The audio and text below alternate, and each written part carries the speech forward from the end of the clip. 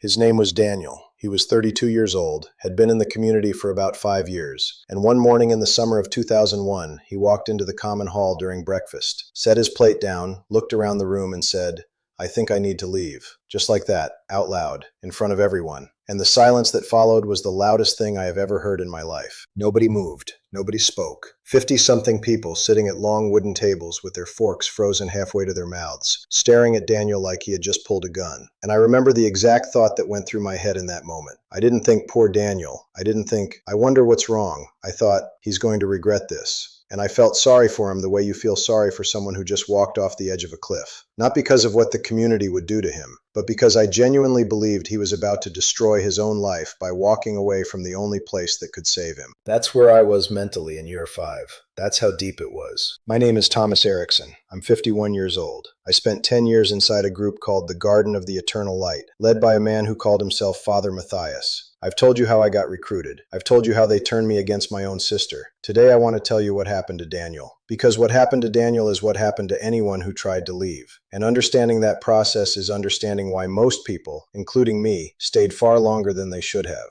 Daniel had been a good member, reliable, hardworking. He managed the wood shop where we built furniture that was sold at markets to bring in income for the community. He wasn't a troublemaker. He didn't question Father Matthias publicly. He showed up for every session, every circle, every teaching. If you had asked me to list the 10 people most likely to leave, Daniel would not have been on that list. Which is exactly why it terrified everyone when he said it. Because if Daniel could doubt, anyone could doubt. And doubt is a contagion. That's how Father Matthias described it once. He said doubt is a virus, and the only cure is immediate containment. I thought he was speaking metaphorically. He wasn't. Within about 30 seconds of Daniel's announcement, 2 senior members stood up from their table and walked over to him, calmly, smiling. One of them put a hand on his shoulder and the other said something like, "Hey, let's go talk about this somewhere private. You don't need to make a big decision like this in front of everyone." It sounded caring. It looked caring. But what it really was removal. They were getting him out of the room before his doubt could spread to anyone else. Within a minute, Daniel was gone from the common hall, escorted to one of the private meeting cabins. The rest of us sat there in silence for about 10 seconds.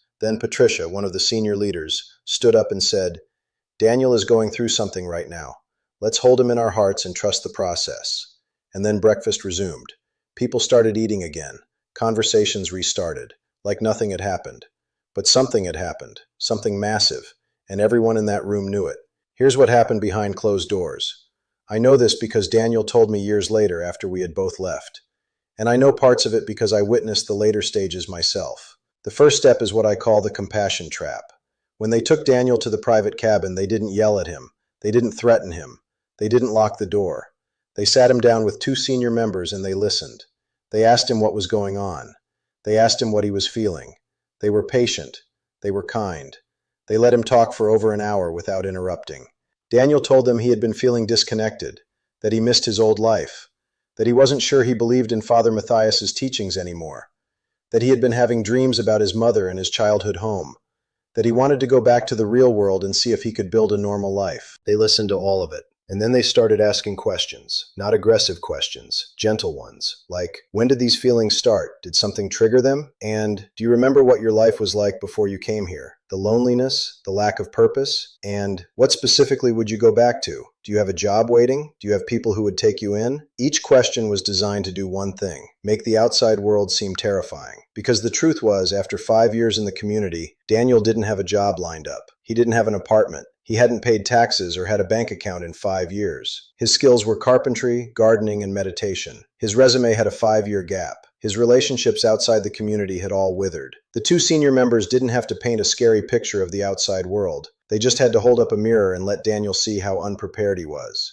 By the end of that first conversation, Daniel hadn't changed his mind, but he agreed to take a few days to think about it, which is exactly what they wanted, because those few days weren't going to be neutral thinking time. Those few days were going to be an orchestrated campaign to pull him back in. I should tell you a little more about who Daniel was before the community. He had been an electrician in Spokane. Good job, decent money. But his marriage had fallen apart after his wife had a miscarriage, and they couldn't find their way back to each other. He started drinking, lost the job, lost the apartment. A friend brought him to one of Father Matthias's weekend retreats, and Daniel felt the same thing I had felt. Belonging, purpose, a reason to get up in the morning. He gave up alcohol his first month at the community. He found carpentry. He found structure. And in a very real sense, the community did save him from the path he was on. That's the part that makes this so complicated. It wasn't all lies. Some of it worked. Some of it helped. And that's what makes it so hard to leave, because you have to reject the thing that saved you in order to save yourself from it. You have to hold two truths at the same time. This place helped me, and this place is destroying me. Most people can't hold both, so they pick the one that hurts less.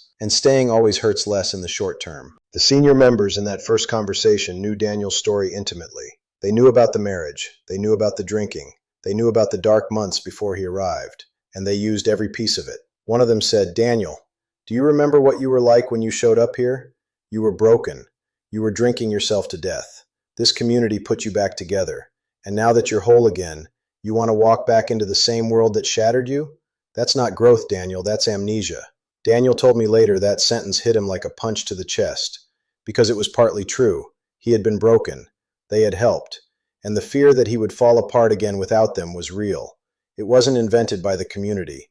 It was already inside him. They just knew exactly where to find it and press on it.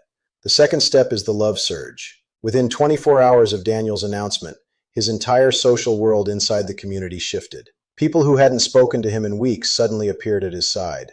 His closest friends in the community started spending extra time with him. Someone brought him his favorite meal. Someone else left a handwritten note on his pillow that said, "We need you here."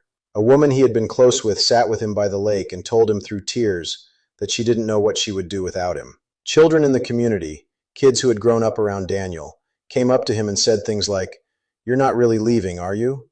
None of this was spontaneous. All of it was coordinated. After someone expresses a desire to leave, the senior leadership activates what I later learned was literally called the recovery protocol. Specific people are assigned to the doubting member based on their emotional vulnerabilities. If the person responds to romantic connection, someone they're attracted to is sent. If they respond to parental energy, an older member is sent. If they respond to responsibility, they're reminded of the people who depend on them.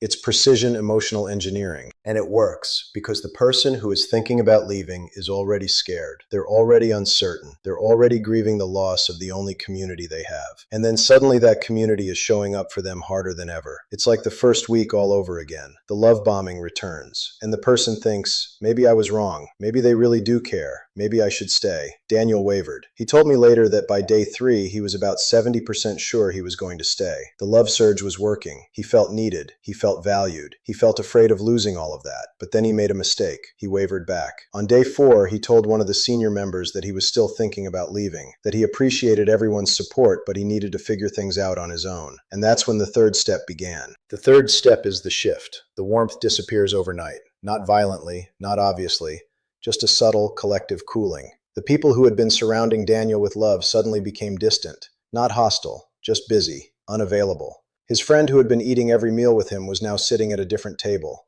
The woman who had cried by the lake wouldn't make eye contact. People still said hello, but the warmth behind it was gone. The community that had been suffocating him with affection 72 hours earlier was now treating him like a stranger. This is calculated. The message is clear without anyone having to say it. If you stay, you are loved. If you leave, you are alone. And for someone who has been living inside a tight-knit community for 5 years, someone whose entire social world exists within those fences, the threat of that coldness is almost unbearable. It's not physical punishment, it's something worse. It's emotional withdrawal. And it's devastating because it confirms the person's deepest fear, which is that their value in this community was always conditional, that they were only loved as long as they were obedient. Most people fold at this stage. Most people who try to leave never actually make it past the shift. The pain of being on the outside while still physically inside the community is so intense that they recant. They go to a senior leader and say, "I was confused, I'm sorry, I want to stay." And the warmth comes back immediately, like a faucet being turned back on. And the person is so relieved to be loved again that they bury the doubt deeper than before, and they never bring it up again. Daniel didn't fold, and because he didn't fold, he got to experience the fourth step. The fourth step is the public session. Father Matthias called a special evening gathering. The entire community was there, over 100 people by that point. Daniel was asked to sit in the center of the room. Father Matthias sat across from him, and what followed was one of the most disturbing things I witnessed in my 10 years there. Father Matthias spoke to Daniel directly in front of everyone. He didn't raise his voice, he didn't insult him. He spoke with this devastating calm that somehow made everything he said feel like absolute truth. He said, "Daniel, I love you. This community loves you.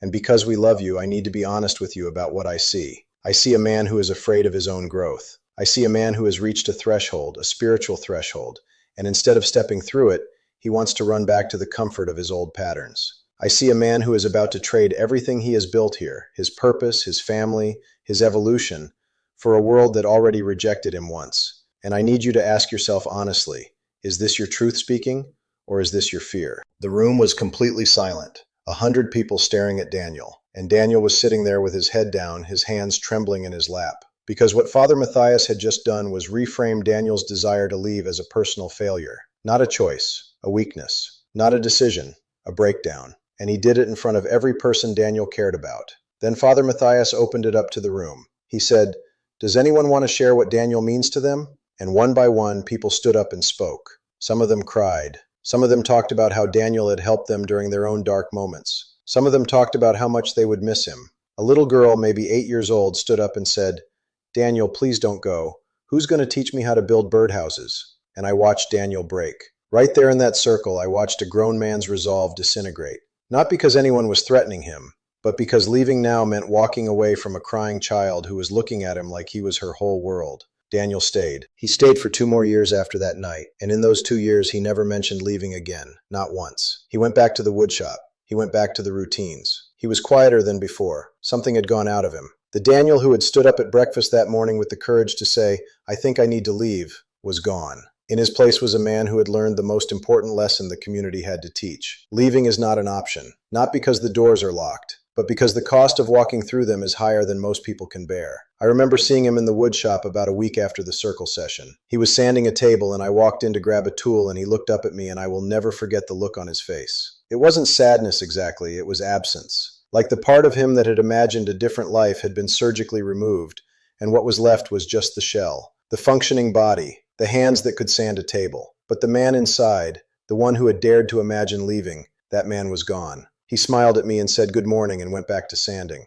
And I smiled back and said good morning and walked out. Neither of us ever spoke about what happened. Not once in the 5 years we overlapped after that night. Daniel wasn't the only one who tried. Over my 10 years there, I saw it happen maybe 6 or 7 times. Each time the process was the same. Compassion trap, love surge, the shift. And if the person still hadn't surrendered, the public session. It worked every single time except twice. 2 people actually made it out while I was there. One was a woman named Angela who left in the middle of the night the same way I eventually did. No announcement, no conversation, just gone by morning. The other was a man named Robert who had family with money and connections on the outside. His brother showed up with a lawyer and essentially threatened legal action if they didn't let him talk to Robert alone. Robert left that day. Father Matthias told us later that Robert had been corrupted by outside forces and that we should mourn him the way we would mourn the dead. We actually held a ceremony for him, a grieving circle, as if he had died, as if choosing to leave was the same as ceasing to exist. I watched that whole thing happen, and I didn't feel outrage. I didn't feel sympathy for Daniel. I felt grateful that it wasn't me, and I felt a quiet, shameful relief that Daniel had stayed, because if he had actually left, I would have had to ask myself why I wasn't leaving too. His staying gave me permission to not think about it.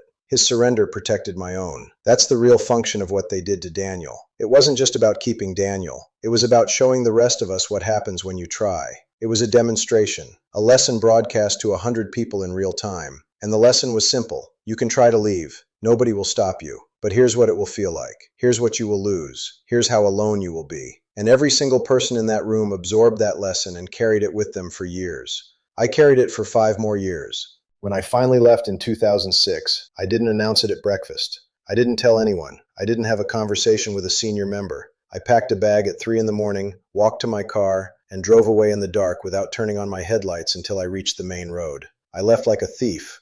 I left like a prisoner escaping. Not because anyone would have physically stopped me, but because I had seen what happened to Daniel. I had seen the compassion trap and the love surge and the shift in the public session. And I knew that if I gave them even one conversation, even one chance to start the process, I might not make it out. I might fold the way Daniel folded. I might sit in that circle and listen to a child ask me not to go, and I might stay for another 10 years. So I ran, in the middle of the night, without saying goodbye to anyone, without taking most of my things, without even leaving a note. And the silence of that drive, the 2 hours of dark, empty highway with nothing but my headlights and the sound of the engine, that was the loneliest I have ever felt in my entire life. Lonelier than after my mother died. Lonelier than any moment inside the community. Because for the first time in 10 years, I was truly alone with my own thoughts. No structure, no leader, no circle, no one telling me what to feel or who to be. Just me, in a car, in the dark, with no idea where I was going. It took me a long time to realize that the loneliness of that drive was actually freedom, that the silence wasn't emptiness, it was space. Space to think my own thoughts for the first time in a decade. Space to decide for myself who I was going to be. Daniel got out eventually too, about a year after I did. He contacted me through a forum for former cult members. We met for coffee in Seattle and we sat there for 4 hours talking about everything. He told me about that morning at breakfast. He told me about the private cabin. He told me about the night Father Matthias put him in the center of the circle. And then he said something I think about all the time. He said, "The scariest part wasn't what they did to me. The scariest part was that I agreed with them. When Matthias told me I was afraid of my own growth, I believed him. I genuinely believed that my desire to leave was a flaw, not a strength. And I carried that belief for 2 more years before I realized he had it exactly backwards. Leaving was the bravest thing I could possibly do. Staying was the fear." He was right. Staying was always the fear. We just couldn't see it because they had convinced us that the cage was a garden and the garden was a cage. If you're inside something right now and you're thinking about leaving but the cost feels too high, I want you to hear this. The cost of leaving is real. It's painful. It's terrifying. You might lose people you love. You might face a world you're not prepared for. You might drive down a dark highway at 3 in the morning with nothing but a bag in your back seat and no idea where you're going. But the cost of staying is higher. It's just quieter. It's the slow erasure of who you actually are.